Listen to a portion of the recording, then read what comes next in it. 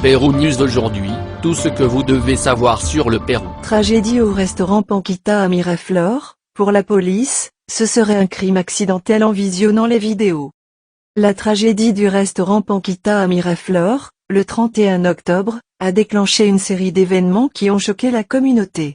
L'enquête policière suggère que la mort de Rosa Benavides était un événement accidentel, mettant l'accent sur la négligence de Felipe O'Neill, qui aurait tiré involontairement avec son arme. L'événement fatidique s'est produit lors d'une fête d'anniversaire sur la terrasse du restaurant, avec une dizaine d'employés de Newbies, une société de services de paiement. Felipe O'Neill, le patron de Rosa Benavides, participait à un déjeuner de camaraderie pour commémorer l'anniversaire d'un collègue.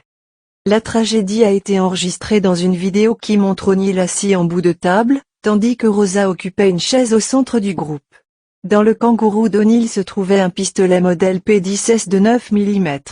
À un moment donné de la célébration, O'Neill se lève, s'assoit à côté de Benavides et fait un mouvement avec son bras droit. À ce moment-là, un coup de feu se fait entendre, touchant Benavides directement à la poitrine, qui tombe sur la table. Des témoins rapportent qu'O'Neill a tenté d'aider Benavides, en utilisant une serviette pour arrêter le saignement et en demandant l'aide des pompiers. Cependant, la balle avait provoqué une coupure dans l'aorte, provoquant la mort instantanée de Benavides.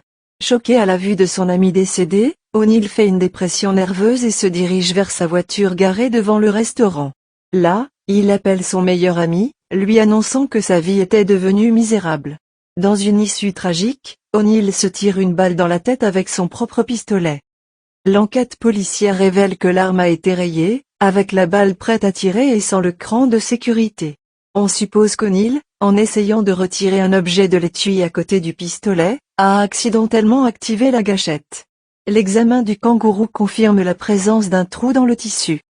Rapport de police selon lequel O'Neill avait son permis d'armes en règle, délivré en septembre dernier. Cette tragédie a non seulement fait 2 morts, mais soulève également des questions sur la sécurité des armes à feu et sur la responsabilité qui en découle. Abonnez-vous et suivez-nous sur nos réseaux sociaux, Facebook, YouTube, Instagram et TikTok. Pérou News aujourd'hui, suivez-nous sur Facebook et Instagram.